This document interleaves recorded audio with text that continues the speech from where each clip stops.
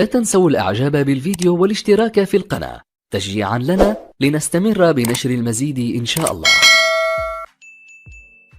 السلام عليكم ورحمة الله وبركاته. ازيكم يا جماعة، عاملين ايه؟ النهاردة موضوعنا في مجال السيارات هنتكلم عن الكاوتشات بتاعة العربية، الكاوتشات والجنوط. هنتكلم عن أشكالها ومقاساتها وأنواعها، والناس اللي بتبقى عايزة تغير المقاس أو تغير مقاسات الكاوتشات، وأديكوا شوية نصايح كده وانتوا بتغيروا مقاس الكاوتشات و... والجنوط برضو أديكوا شوية نصايح اللي عايز يغير الجنوط، سواء جنوط حديد أو جنوط سبور ألومنيوم. هنبدأ الأول هنتكلم على الجنوط اللي هي الحديد. الجنوط الحديد اللي هي اللي بتبقى نازلة، اللي بيسموها تصات، بتبقى نازلة في بعض العربيات وهي زيرو. هنتكلم الأول مثلا عن نضرب مثل بالعربية الفيرنا، لأنها عربية دارجة. الفيرنا واللانوس عربيات دارجة في السوق، ومعاهم اللوجان كمان. العربية الفيرنا مثلا بتنزل بالجنوط اللي هي ال13، بتبقى 175، الكاوتش بتاعها 175، اللي هو العرض بتاعه على 65 تقريبا. ده بروفايل عالي قوي، والمداس بتاع الكاوتش قليل قوي. فبس هنتكلم على اللي هي اللي بتنزل في الاوتوماتيك، او الجنط اللي بينزل في الاوتوماتيك اللي هو ال14، اللي هو الستاندر اللي بينزل في الدنيا كلها فيها. ده بيبقى مقاس الجنط الحديد 14، وبيبقى مقاس الكاوتشات 185 65، وده اللي هو المقاس القياسي بتاعها. ده لما احنا بقى بنحب، لان طبعا شركات العربيات وهي بتصنع، او كمان المستورد لما بيهتم بالذات، والشركات يعني بالاخص شركات تصنيع السيارات لما بتيجي تصنع العربيات بتهتم اكتر بتوفير البنزين، فبتخلي الكاوتشات بتبقى البروفايل بتاعها عالي، والمداس بتاعها على الارض قليل كنز يعني، عشان ده بيوفر في البنزين. بس ده طبعا بيجي على حساب الفرامل، وبيجي على حساب ثبات العربية. بالنسبة للعربية الفيرنا واللانوس، يعني لو عايزين نحط لها مقاس يبقى كويس، وما يبقاش تقيل على العفشة، ويبقى معقول معاها، ويحسن أداء الفرامل كتير قوي. بنحط لها جنط 15، يعني بيبقى العرض بتاعه او الاوفست اللي هو ما يزيدش عن 6، 6 ونص بالكتير قوي. اكتر من كده بيعذب العربية، كأنك بتشدها من جنابها كده يعني. لو في بقى ناس بتحط 8 و7 ونص و9 وحاجات كده، الحاجات دي بتبقى كتير قوي على العربية، بتلاقي الجنط طالع من الجناب وبيحك في الرفارف وكده. فانا بنصح دايما ان هو اخره 5 ونص، 6 اعرض حاجة. بنحط بقى عليه كاوتشات قد ايه؟ بنحط كاوتشات 195 على 55، دي بتبقى كويسة جدا. المداس بتاعها عريض على الارض، البروفايل بتاعها برضو مش واطي قوي، ما بتعملش بلالين، بتدي ثبات للعربية وبتحسن اداء الفرامل. في ناس بقى اللي بتبقى عايزة عشان يبان شكل الجنط شوية بتدي ثبات حلو برضو، 195 على 50. بس ده بيعرض الجنط لانه ممكن يتكسر او يتخبط، لانه البروفايل واطي. فالمطبات طبعا الجميلة عندنا هنا بتسمع في الجنط يعني. فالاحسن اللي هو ال 195 55، وده بيبقى كويس. ال 205 كبير على العربية، بيحك في الرفارف سواء في الفيرنا او في اللانوس. وفي في اللوجان، اللوجان عالية، لو اتحط لها 205 مش هيحك، لان كمان اللوجان الجنط الاساسي بتاعها في موديلات كانت بتنزل ب14، وموديلات بتنزل ب15. فلو هتحط لها جنط سبور بيبقى الافضل ان انت بتحط 15. برضو البروفايل بتاعه 195 على 55، او 205 50.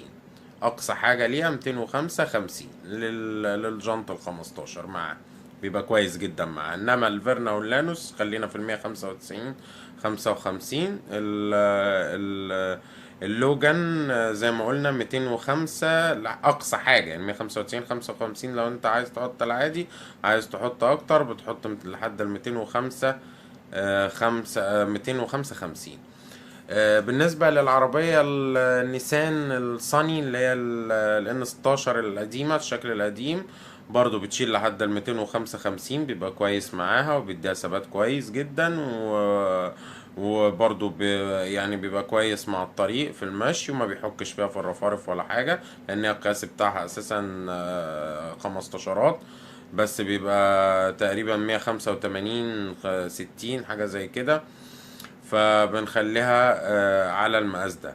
بالنسبة بقى للعربيات اللي هي مثلا زي الهيونداي الانترا اللي هي الام دي والاي دي الجديدة، والسيراتو سواء الكي 2 او الكي 3.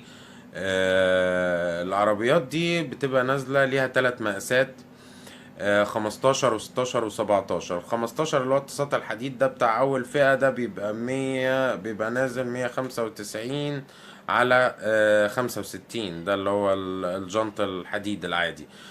لما بنيجي لو برضو يعني مصمم ان انت تحط ال15 هو وال15، انا بشوفه قليل جدا على العربية دي، لان العربيات دي حجمها كبير، فبتبقى محتاجة من اول 16 وانت على 16 او 17. 18 كتير، 16 او 17 كويس. لو انت هتحط ال15 ممكن تحط لها لحد 205 55.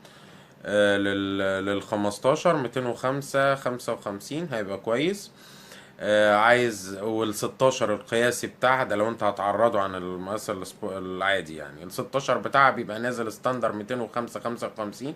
ده مقاس كويس جدا، ما بيعملش بلالين، ثباته معقول، كويس. لو انت عايز تعرض اكتر حاجة لل16 في الجنط، لو هي نازلة بجنط سبور 16، عايز تعرض اكتر حاجة على الجنط ال16، ممكن تحط 215 على 50. ده بيبقى كويس برضو، بروفايله مش واطي قوي، هيوطى بس سنة عن ال 205 55، هيوطى عنه حاجة بسيطة، بس العرض هيبقى أكبر طبعا، فيحسن معاك أداء الفرامل وهيبقى ثباته أعلى. بالنسبة بقى للجنط ال17، هو ده اللي بيبقى نازل بمقاس الستاندر بتاعه 215 على 45، وده وحش جدا عندنا هنا في مصر، بيحسسك بعيوب الطريق، اي زلطة هتسمعها، اي مطب هيسمع في الجنط، الجنوط بتتكسر، الكاوتشات بتعمل بلالين، فالمقاس ده مش حلو خالص فيها، رغم ان ده المقاس القياسي بتاعها، بس بره ما بيجراش حاجة، انما هنا في مصر مش حلو.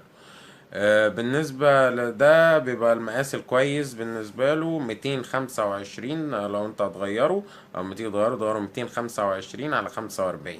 ده بيبقى كويس جدا جدا جدا، عرضه كويس، بيحسن اداء الفرامل، ارتفاعه عن الارض كويس معقول، يمكن موازي كمان للجنط ال16، فبيبقى احساسك شبيه للجنط ال16 يعني، بس كثبات احسن طبعا، لان ده جنط 17 اكبر واتقل واعرض. ده بيبقى في المشي كويس، ما بيعملش بلالين. نفس مقاس الكاوتشات اللي موجود في الجنط ال16 على العربية الانترا او السيراتو، نفس المقاس الجنط ال16 اللي موجود في التويوتا كرولا وفي اللانسر الشارك، نفس مقاس الكاوتشات اللي هو 205 55 في الجنط ال16، ولو حبينا نزوده بيبقى 215 على 50. ده اقصى حاجه في الجنط 16. في الجنط 17 بينزلوا برضو بنفس المقاس، وبنحط لهم لو هنزوده عشان، وده الافضل اللي انا قلت المقاس اللي بنصح بيه اللي هو ال 225 45. يبقى المقاس ده سواء في العربيات الكوري او العربيات، معظم العربيات الياباني اللي بنستعملها نفس المقاس ده. وفي العربيه الهوندا السيفيك في الجنط 17 اللي نزل في الفئه الجديده، هو برضو بيبقى موجود المقاس الستاندر اللي فيها تقريبا هو ال 225 45، بيبقى نازل فيها ستاندر فيها، وده احسن مقاس موجود. وفي التويوتا كرولا لو بصيت على الفئة اللي هي اعلى فئة اعلى فئة موجودة فيها، موجود فيها المقاس اللي هو ال 225 على 45. لما تجيب كاوتشات اللي هي الدبل شيف دي، اللي بتبقى عريضة، بتبقى الكاوتش جنابه ناشفة شوية، ده بيبقى كويس جدا، بيستحمل المطبات، وبيشيل يعني بيشيل الصدمات عن الجنط، وبرضه حتى صوته في المشي مش عالي. ده بيبقى كويس جدا مع العربيات دي، سواء الالنترا الام دي او الاي دي او السيراتو، حتى الجراند سيراتو الجديده الجنط 17 اللي هي الكامله اللاي لاين بتاعتها بتنزل بجنط 17 225 45، والاي دي برضو الكامله بتاعتها نفس الكلام. مقاس كويس جدا، بنصح بيه لكل الناس اللي عندها جنط 17. وفي العربية ال 2010 الكي 2 كانوا الناس بتشتكي من نشفان العفشة، ده برضو بيشيل جزء كبير قوي من نشفان العفشة بتاعتها يعني. الموديلات الجديدة طبعا مفيش النشفان ده، ومتحسش خالص بأي سوء من الجنط يعني، مش تبقى يعني مش هيضايقك خالص في حاجة. بالنسبة بقى للعربيات، في اللي هي مثلا الجيتا والاوبل الاسترا والحاجات دي دايما بيبقى نازل الجنط ال17 بتاعها 215 50، ودايما بيبقى المقاس اللي هو القياسي بتاعها ده كويس، ده كويس بالنسبة، بروفايله عالي والعرض بتاعه معقول. لو هتزوده بيبقى 225 45 برضو على ال17، كويس جدا معاهم، ومشيه بيبقى حلو، ومداسه على الارض كويس، وارتفاعه كويس، وبيمتص المطبات. ده لو انت هتغير في المقاس بتاعهم بتاع ال17. بالنسبة بقى للعربيات البي ام والمرسيدس، الشركات هناك دي بتهتم بالثبات والامان اكتر حاجة. فدي المقاس اللي بيبقى نازل القياسي بتاعها هو ده اللي دايما بتحطه. ما انصحش بتغييره. بس بتجيب كاوتشات كويسة اللي هي اللي شفتها ناشفة شوية بس، وبتمشي معاك كويس جدا على المقاس القياسي بتاعها يعني. وهنعمل حلقة تانية للعربيات الاس يو في او العربيات الكبيرة، هقول لكم بقى على المقاسات بتاعتها. بس احنا النهاردة بنتكلم على العربيات السيدان، وبالتالي انا اديتكم يعني نبذة مختصرة او يعني فكرة عامة عن معظم الجنوط اللي بتتركب. في ناس بقى بتحب تحط اللي هي، في شباب بتحب تحط اللي هي الجنوط اللي هي الاوفست بتاعها عريض قوي، وبيبقى 8 مثلا او 9 قدام و10 ورا، ولا 8 ونص قدام و9 ونص ورا. ده الكاوتشات دي بيبقى الجنط ده بيبقى عريض قوي، شكله كويس، بيدي ثبات للعربية، بس عيوبه اكتر من مميزاته. عيوبه ان هو بيأثر جامد على العفشة، بيأثر على على شاسيه العربية، بيحك في المساعدين بتاعة العربية. يعني مضره اكتر من فوائده. شكله حلو، ثباته كويس، انما مضره كتيرة، فما بنصحش بيه قوي. وفي يعني ممكن تحط الجنط بالمقاس النورمال بتاعه كويس، يعني ممكن لو يزيد شوية حاجة بسيطة، يعني لو جنط 17 مثلا عرضه بدل 7 ونص وصل ل8، 8 ونص اخرك، انما اكتر من كده ما بنصحش بيه. ويا رب تكونوا استفدتوا من المعلومات دي. ولو حد ليه اي اسئلة في المجال ده او في مجال الرياضة او كده، اكتبوا لي في الكومنتات وانا هرد عليكم. قول لي حتى لو كده، قول لي نوع عربيتك وانا اقول لك المقاسات الكويسة اللي ليها لو انت عايز تغير الجنط. بس ويا رب ربنا يوفقكم وتحافظوا على على عربياتكم، وتحافظوا على نفسكم.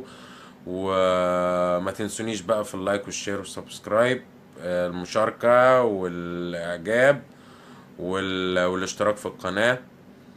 وشكرا جزيلا لكم يا جماعة.